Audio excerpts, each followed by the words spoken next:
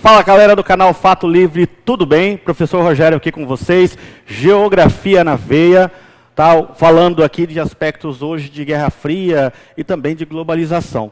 Tá? Antes mesmo de a gente começar a nossa aula, eu queria que você fosse lá, se você não é inscrito ainda no canal, se inscreve lá no canal, dá uma clicadinha no sininho para você receber as notificações das aulas que vão entrando, as aulas novas que vão iniciando, tá bom? E como geografia, quero ter o prazer de falar para vocês que geografia está em tudo aquilo que você vive. Tá? Se você come, tem um aspecto geográfico em cima disso aí. Se você veste, também tem um aspecto geográfico em cima disso aí. Até o seu celular, certo? O seu famoso celular vai ter um aspecto geográfico aí em cima disso aí. Porque tudo isso envolve terra, água e ar. E os fluxos humanos de movimentação nos quais as pessoas vão de um lugar para o outro. E como um produto sai de um lugar para o outro. Então, a geografia, ela fala, né, da Terra de forma humana, física, e nós vamos falar hoje de um aspecto humano, certo? Que foi muito importante, historicamente, também geograficamente, que é a Guerra Fria. Então, e o que é essa Guerra Fria? Eu começo a Guerra Fria com o contexto lá do final da Segunda Guerra Mundial, quando o mundo, né, devastado pela guerra, ele pensa num novo contexto de mudança. E esse contexto de mudança envolve duas grandes superpotências do mundo. Certo? Uma, os Estados Unidos, que saiu extremamente, né, engrandecido pela Segunda Guerra Mundial, saiu fortalecido com a sua economia bem movimentada, e outra, a União das Repúblicas Socialistas Soviéticas, né, o que é hoje quase todo o território da Rússia. A União Soviética, ela foi criada lá na década de 20, depois da Revolução Russa, e ela agregou vários estados, hoje são países, né, mas na época vários estados do antigo Império Russo, criando uma superpotência. Nesse mundo, então, eu tenho o que eu tenho chamado ordem bipolar, ou bipolarização mundial. O mundo era dividido por influências ou americanas ou soviéticas, que também influenciavam suas formas econômicas. Ou eram capitalistas, certo, que vêm ali dos Estados Unidos, ou socialistas, países que eram alinhados ao bloco soviético. Então, pensa só, o mundo ele era dividido em dois grandes polos. Um polo ligado a uma área de influência americana, um outro polo, um outro grupo de países ligado às influências da União Soviética. E aí, nessa época, no início disso, eu tinha uma ideia de cortina. Então, a gente não sabia ao certo quem que era quem, que país seria aliado de quem, o que nós chamamos de cortina de ferro, que é a separação ideológica, física e militar que eu tenho na Europa, né, e depois no restante do mundo durante a Guerra Fria. Por que cortina de ferro? Né, o Winston Churchill, que era o primeiro-ministro durante a Segunda Guerra Mundial na Inglaterra, ele fala justamente que ninguém consegue ver direito o país a partir do momento que ele passa a fazer parte de um movimento ou socialista ou capitalista. Os países se fecham.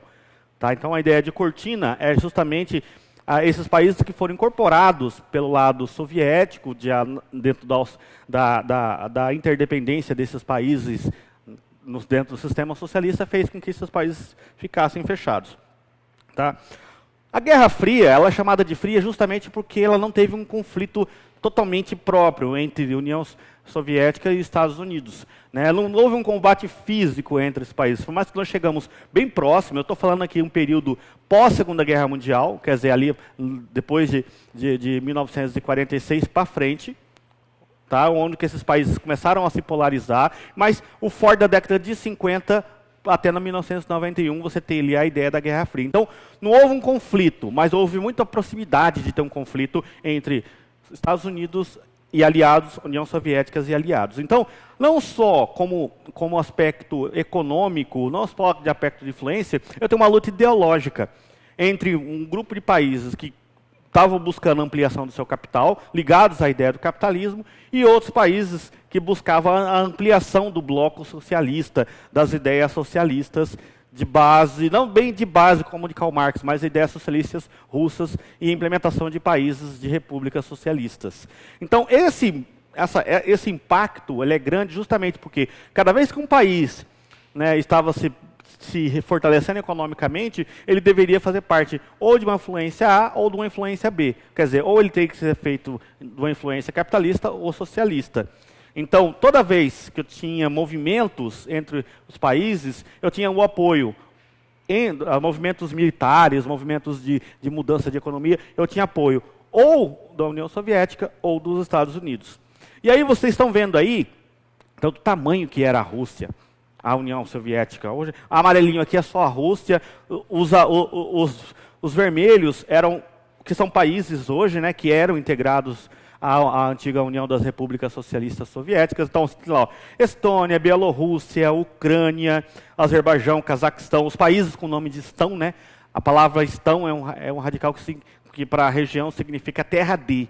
Então, Cazaquistão, terra dos cazaques, Uzbequistão, terra do povo uzbek. Então, pensa só, era um país muito grande. A Rússia hoje, sozinha, ela já é um país enorme, com inúmeros fusos horários. Tá? Agora pensa todo esse agrupamento de países e o tamanho que isso aqui era. Tá? Então, características da Guerra Fria. Primeiro, polarização. Ou você tinha que ser um aliado soviético, ou você tinha que ser um aliado, né, do capitalismo norte-americano. Não tinha muito neutralidade. Ou para você poder fazer grandes fluxos comerciais, ou você é aliado de um ou aliado de outro. Então, de qualquer forma, toda vez que tinha uma grande movimentação, né, você tinha que estar apoiando ou os seus aliados em relação às ideias estratégicas desse aliado. Tá? Outra coisa é a corrida armamentista. Então, pensando no desenvolvimento da indústria aeronáutica, da indústria de armas, tudo isso ocorreu durante a Guerra Fria. Então, tem uma evolução muito grande em aviões, por exemplo, que na Segunda Guerra Mundial eu tinha os aviões ainda de motores a hélices. Por conta da corrida armamentista, os motores a jato foram priorizados, e aí você tem toda uma tecnologia de motor a jato em caças para poder fazer guerra. Então, a melhoria de armas, não só armas como rifles, fuzis, pistolas, mas principalmente armas nucleares. Tá? O desenvolvimento das tecnologias nucleares, e quanto mais armas eu poderia ter, como bombas nucleares ou termonucleares, mais poder significaria que eu tinha. Tá? Corrida espacial. Não era só necessário apenas polarizar o mundo, você ter um conjunto de armamentos suficiente para guerrear, você tinha que conquistar o espaço. Então, boa parte das tecnologias espaciais que nós conhecemos hoje foram pensadas lá durante esse período da Guerra Fria. A chegada do homem à Lua, o primeiro homem indo ao espaço, o primeiro ser vivo, né, que foram, né, os soviéticos que colocaram aquela linha Laika, depois vem Yuri Gagarin, que consegue ir fazer uma órbita inteira, e a chegada à Lua como grande cereja do bolo, né, quando você realmente mostra que, opa, eu consegui algo grande que é fazer com que o homem pisasse no nosso satélite. E a interferência estrangeira como característica, por quê? Porque esses dois países viviam colocando o dedo nas economias de outros países. Certo? Seja para poder alimentar golpes, ou seja para poder ajudar na implantação dos seus interesses. E aí eu tenho uma série de conflitos que foram feitos no período da Guerra Fria. Então eu tenho a Guerra das Coreias, Coreia do Norte ligada à União Soviética, né, Coreia do Sul ligada aos Estados Unidos. A Guerra das Coreias foi uma primeira grande conflito armado depois da Segunda Guerra Mundial. Eu tenho a crise dos mísseis em Cuba. Cuba, né, teve toda a luta pelo poder e a tomada do poder por Fidel Castro, e juntamente com Che Guevara. E aí o estabelecimento de Cuba como um país socialista do lado dos Estados Unidos, né, que é na região do Cuba e na região do Caribe, fez com que essa proximidade da União Soviética fizesse, de fato, eu acho que de todas as guerras, a que mais próximo fez com que tivesse uma possibilidade real entre Estados Unidos e União Soviética entrar em conflito armado. Tá? A União Soviética instalou mísseis nucleares em bases militares cubanas, e esses mísseis apontados para os Estados Unidos. Tá? A política americana fez uma intervenção e ameaçou dizimar Cuba com bombas nucleares, como aconteceu em Nagasaki e Hiroshima, e iniciar uma terceira guerra mundial. A União Soviética retrocedeu e tirou os mísseis. Então, eu acho que desses conflitos foi o que realmente mais teve impactos diretos em ter uma guerra entre essas duas potências. Aí vem a Guerra do Vietnã. Vietnã do Norte, que era socialista, tentou tomar o Vietnã do Sul, que era capitalista. Na época tinha franceses que trabalhavam militarmente na região, e os Estados Unidos entra dentro do Vietnã para tentar não deixar que toda a região seja tomada pelo socialismo. Bom, a história disso aí você já deve ter visto em vários filmes, pelo lado romântico dos americanos, e foram milhares de mortos lá do americano e milhões de mortos do lado vietnamita, o caos estabelecido. Tá? Aí vem a guerra do Afeganistão, onde o Afeganistão ele busca a independência, né, da União Soviética com o financiamento dos Estados Unidos. Quem que nasce aqui nesse período aqui da guerra do Afeganistão, né, financiado pelos Estados Unidos e treinado pelos Estados Unidos com recursos americanos? Osama Bin Laden, aquele mesmo que orquestrou um dos maiores atentados terroristas da história, que foi a queda dos aviões nos Estados Unidos, como o do World Trade Center. E na Alemanha, a Alemanha foi polarizada também entre socialistas e capitalistas. Então, dentro da Alemanha, eu tenho a Alemanha Oriental, que era ligada à União Soviética, como país socialista, e a Alemanha Ocidental, ligada às ideias do capitalismo. Tá? O que aconteceu aí, né, por conta desses conflitos? Eu tenho lá uma cooperação político-militar muito grande entre os países, certo? Os países começam a trocar informações militares, mas também treinamentos, equipamentos, todo. Então a Guerra Fria, ela buscou, por influência, militarizar vários países.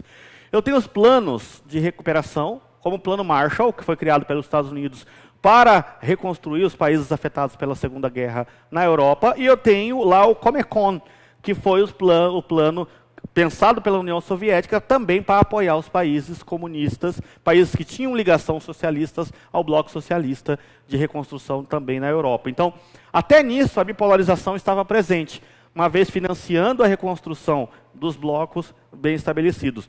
E eu tenho as organizações militares, OTAN e Pacto de Varsóvia. OTAN, né, que existe até hoje, que é a Organização de Tratado do Atlântico Norte, ela foi criada como uma aliança militar de vários países ligados ao bloco americano, tentando ser alinhado a esse bloco para poder fazer uma ofensiva de ajuda mútua. Então, se um desses países fossem invadidos, como a Inglaterra, a OTAN se uniria para poder ajudar a Inglaterra. E a mesma coisa foi o Pacto de Varsóvia, que foi um acordo militar criado lá em 1955, visando a segurança dos blocos comunistas. Como é que acabou a Guerra Fria? Então, lá desde a década de 70, né, a União Soviética, implantada num sistema socialista, ela começou a ruir. Esse sistema não deu conta de se manter, de certa forma. Não pensando, porque ele não é exatamente o socialismo e o comunismo de Marx, mas uma ideia diferente daquilo que não é o socialismo utópico, mas, né, que foi implementado. Foi um socialismo diferente. E isso aí, conforme a engrenagem socialista não foi bem estabelecida, o sistema começou a ruir, né, dentro da União Soviética. Crise do petróleo, né, lá na década de 70 para 80, fez com que mudasse totalmente um panorama, porque a União Soviética sempre foi grande exportador do petróleo, e isso fez com que ele tivesse menores divisas, menores rendimentos. A guerra do Afeganistão, que deu um desgaste muito grande para a União Soviética, e para mostrar que realmente, né, por mais que hoje o impacto disso é visto até hoje, mas o acidente nuclear de Chernobyl, né, isso foi em 1986. Inclusive tem uma minissérie, eu indico para vocês, assistam Chernobyl, muito legal, a minissérie baseada em fatos reais que mostra como que foi o desastre e uma sequência de erros, né, causados pela política na cidade de Pripyat, né, na Ucrânia. A Ucrânia nessa época ainda fazia parte da União Soviética. Então mostra ali todo um contexto de caos que já estava garantindo o fim.